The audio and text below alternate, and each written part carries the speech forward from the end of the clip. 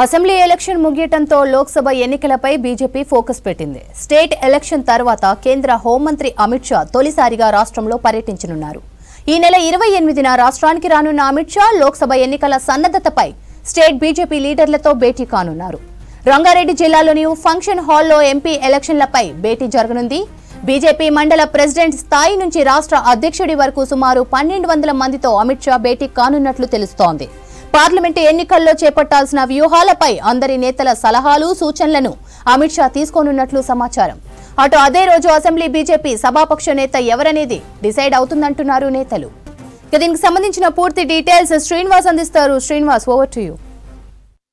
శ్రవంతి, ఈ నెల 28వ తారీఖున రాష్ట్రానికి బీజేపీ అగ్రనేత కేంద్ర హోంశాఖ మంత్రి అమిత్ షా రాబోతున్నారు. పార్లమెంట్ ఎన్నికల మీద భారతీయ జనతా పార్టీ నేతలతో ఆయన సమావేశం కాబోతున్నారు. మండల అధ్యక్షుల నుంచి రాష్ట్ర అధ్యక్షుడి వరకు కూడా మొత్తం ఒక 1200 మంది ఈ సమావేశానికి హాజరు కాబోతున్నట్టుగా కొద్దిసేపు క్రితం రాష్ట్ర అధ్యక్షుడు కిషన్ రెడ్డి తెలిపారు.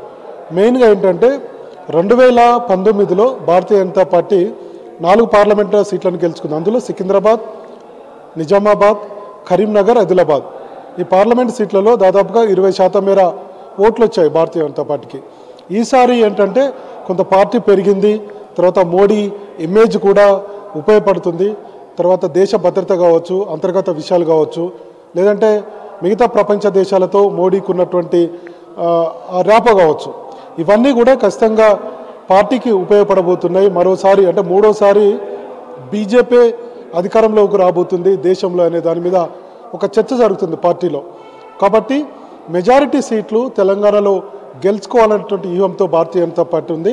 2019లో 4 పార్లమెంటు సీట్లను గెలుచుకున్న బీజేపీ ఇప్పుడు ఖచ్చితంగా మెజారిటీ ఎంపీ సీట్లు గెలుచుకోవడానికి అవకాశం ఉంది. ప్రజలందరూ కూడా బీజేపీ వైపు చూస్తున్నారు, మోడీ వైపు చూస్తున్నారు అనేది భారతీయ జనతా పార్టీలో ఉన్నటువంటి చర్చ.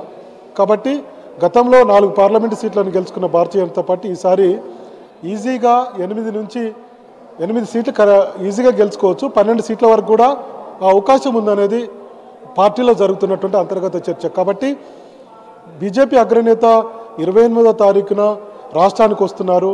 రంగారెడ్డి జిల్లా కొంగర్ కలంలో ఓ ప్రైవేట్ ఫంక్షన్ హాల్లో సమావేశం కాబోతున్నారు. ఇందాక మనం చెప్పినట్టుగా బీజేపీ మండల అధ్యక్షుడి నుంచి రాష్ట్ర అధ్యక్షుడి వరకు ముఖ్యమైనటువంటి నేతలందరూ కూడా ఈ సమావేశంలో పాల్గొనబోతున్నారు. ఈ సమావేశంలో పార్లమెంట్ ఎన్నికలకు సంబంధించి దిశానిర్దేశం అమిత్ షా చేయబోతున్నారు.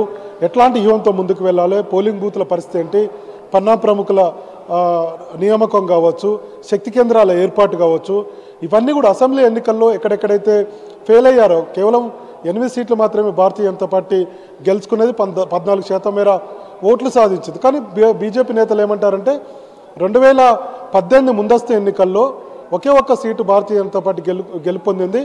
దాదాపుగా 6 నుంచి 7% మేర ఓట్లు వచ్చాయి.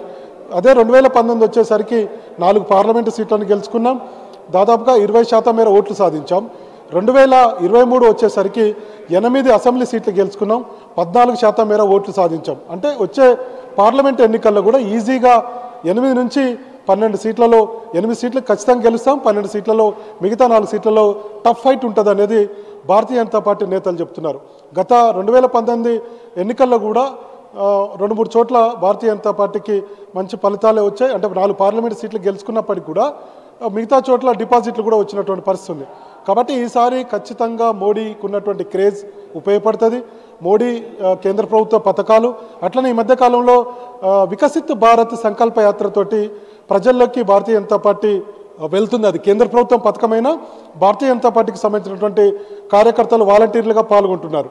కాబట్టి మోడీ నిర్ణయాలు, మోడీ చేపట్టినటువంటి కార్యక్రమాలు, అభివృద్ధి కార్యక్రమాలు, తర్వాత కేంద్ర ప్రభుత్వ పథకాలు ఇవన్నీ కూడా ప్రజల్లోకి తీసుకువెళ్తాం. ఖచ్చితంగా మోడీ యొక్క ఇమేజ్ తోటే పార్లమెంటు ఎన్నికల్లోకి వెళ్తున్నాం. కాబట్టి ఇంకొక వైపు దేశ భద్రతకు సంబంధించి యువత కావచ్చు, మిగతా వాళ్ళందరూ కూడా అన్ని వర్గాలు భారతీయ జనతా పార్టీ వైపు చూస్తున్నారు. ఇంకొక అంశాన్ని కూడా భారతీయ జనతా పార్టీ నేతలు చెప్తున్నారు. ఈసారి బీఆర్ఎస్ మాకు పోటీలో ఉండదు, కాంగ్రెస్ వర్సెస్ బీజేపీ అన్నట్టుగా పార్లమెంట్ ఎన్నికల్లో ఒక టఫ్ ఫైట్ జరగబోతుంది అనేది భారతీయ జనతా పార్టీ నేతలు చెప్తున్నారు. సో ఈ అన్ని అంశాలను 28వ తారీఖున బీజేపీ అగ్రనేత అమిత్ షా దిశానిర్దేశం చేయబోతున్నారు కేడర్కు. ఆ తర్వాత కేడర్ అంతా కూడా గ్రౌండ్లో పనిచేయబోతుంది. కాబట్టి ఆ రోజు జరిగేటువంటి సమావేశం చాలా సీరియస్ సమావేశంగా, ఒక పార్లమెంట్ ఎన్నికలకు సన్నద్ధత సమావేశంగా భారతీయ జనతా పార్టీ నేతలు చెప్తున్నారు. కాబట్టి ఆ రోజు బీజేపీ అగ్రనేత అయినటువంటి అమిత్ షా దిశానిర్దేశం చేయబోతున్నారు అనేది భారతీయ జనతా పార్టీ నేతలు చెప్తున్నారు. ఇక మరోవైపు అదే రోజు శాసనసభ పక్ష నేతకు సంబంధించి భారతీయ జనతా పార్టీకి సంబంధించి 8 మంది ఎమ్మెల్యేలు మన జరిగినటువంటి అసెంబ్లీ ఎన్నికల్లో గెలిచారు. కానీ ఇంతవరకు మొన్న 6 రోజుల అసెంబ్లీ జరిగితే కొంతమంది ఎమ్మెల్యేలు ఎవరికి వారుగా మాట్లాడినటువంటి పరిస్థితి ఉంది. ఇంతవరకు ఎల్పీ లీడర్ను, అంటే భారతీయ జనతా పార్టీ శాసనసభ పక్ష నేతను ఇంతవరకు పార్టీ ఒక పేరు ప్రకటించలేదు. కాబట్టి 28వ తారీఖున అమిత్ షా వస్తున్నారు. కాబట్టి ఆయనతో చర్చించి పేరు ఖరారయ్యేటువంటి అవకాశం ఉంది. బీసీగా రాజాసింగ్ను శాసనసభ పక్ష నేతగా ఎన్నుకునేటువంటి అవకాశం ఉంది. ఆయన పేరు ప్రకటించేటువంటి అవకాశం ఉంది. డిప్యూటీ ఫ్లోర్ లీడర్గా మరొక రెడ్డి సామాజిక వర్గానికి సంబంధించినటువంటి ఒక నాయకుడిని ఎన్నుకునేటువంటి అవకాశం ఉంది. నిర్మల్ ఎమ్మెల్యే ఆయన పేరు వినపడుతుంది.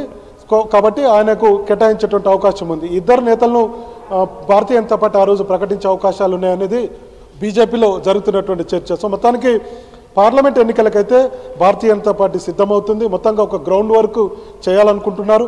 సో మోడీ ఇమేజ్ ఖచ్చితంగా ఎన్నికల్లో ఉపయోగపడుతుంది. మెజారిటీ సీట్లు 2019లో 4 గెలుపొందితే ఈసారి 10కి పైగా సీట్లను గెలుస్తామనేటువంటి ధీమాతో భారతీయ జనతా పార్టీ నేతలు ఉన్నారు. ఇంకొక వైపు బీఆర్ఎస్కు 2014లో వేశారు, 2018 ఎన్నికల్లో వేశారు.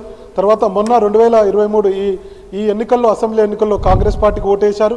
కాబట్టి వచ్చే పార్లమెంట్ ఎన్నికల్లో భారతీయ జనతా పార్టీకి ప్రజలు ఓటు వేయబోతున్నారు అనేది భారతీయ జనతా పార్టీ నేతలు చెప్తున్నారు. చూడాలి మరి ఎన్ని సీట్లు గెలవబోతుంది ఏంటనేది. మొత్తంగా ఒక కార్యాచరణ సిద్ధం చేసుకుంటారు, ఒక వ్యూహాన్ని రూపొందించుకుంటున్నారు. 28వ తారీఖున అమిత్ షా ఈ పెద్ద ఎత్తున ఈ సమావేశం తర్వాత మొత్తం గ్రౌండ్లోకి దిగుతామని భారతీయ జనతా పార్టీ నేతలు చెప్తున్నారు.